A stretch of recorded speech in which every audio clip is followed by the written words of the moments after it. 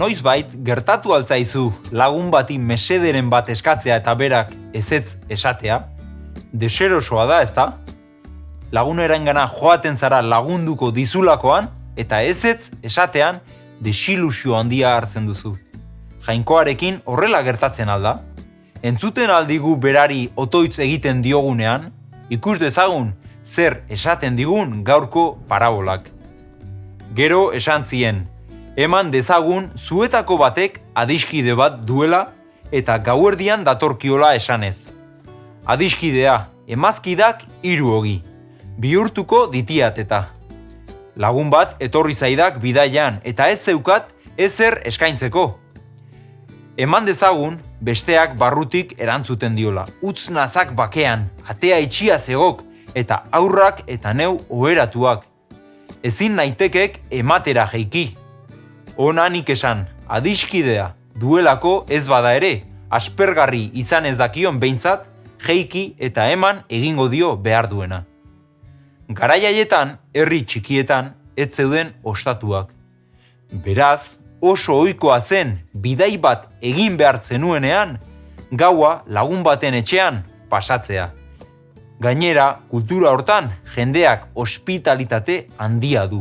Ez izatea familiarentzako lotxa eta irain handia da. Beraz, parabola hontako protagonistari bapatean abisatu gabe lagun bat etorri zaio, bere etxean gaua pasatzera. Zein da arazoa? Ez daukala jaten emateko ezerrez, eta ezin du bere laguna bidai luze baten ostean janaririk gabe utzi. Zein da gizonak aurkitzen duen irtenbidea? Bere adiskide batengana joan eta mesedez janari pixkat emateko eskatu. Arazoa da gauerdia dela, eta bere adiskideak atea itxita duela. Eta leheno ateak ixteko sistemak ez ziren gaur egun bezain sinpleak. Gainera, bere semeekin etzanda dago.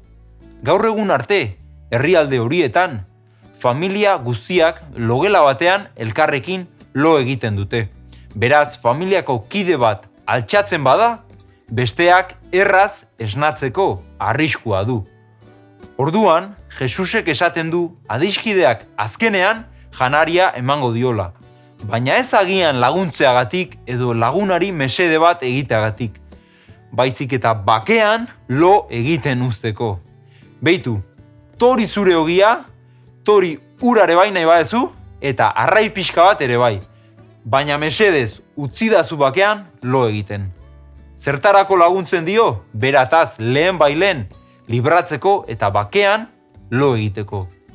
Zer erakutsi nahi digu parabolak? Jainkoa gizon hau bezalakoa dela? Jainkoari zerbait eskatzen diogunean eman egiten digula guk ari behingoz bakean eta lasai uzteko?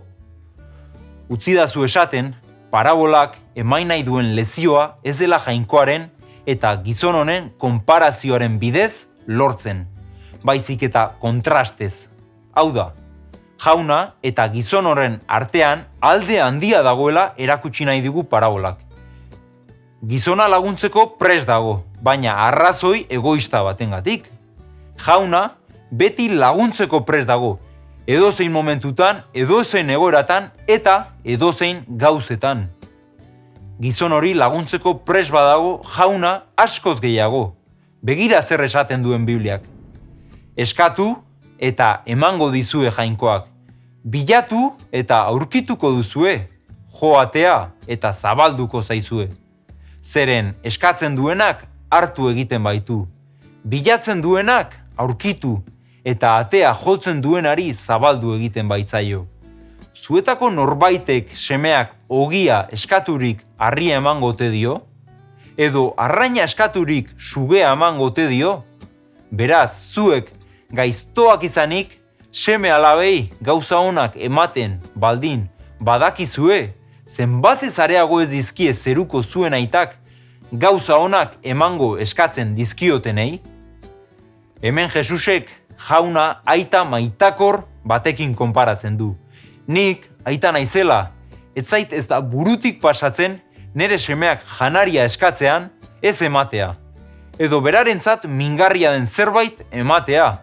Eta gu gaiztoak izanik eta batzutan arrazoi egoistengatik jokatzen dugula, gauza honak ematen baditugu, Jainkoa gure zeruko aita, ez dizkigu eskatzean gauza honak emango? Noski baietz lagun, hortaz ez izan inongo zalantzarik. Beraz, parabola ontako irakaspena zera da. Jauna beti gu laguntzeko prest dagoela.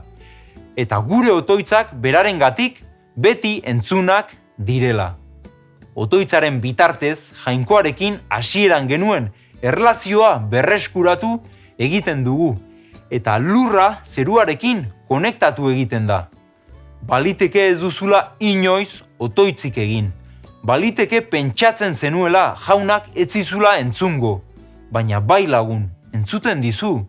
Horregatik, gaurtik aurrera zergatik ez zara animatzen horren beste maite zaituen zure zeruko aitari otoitz egitea?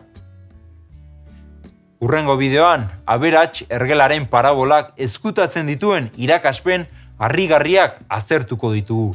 Etzazu galdu, Jainkoak bedeinka zaitzala lagun.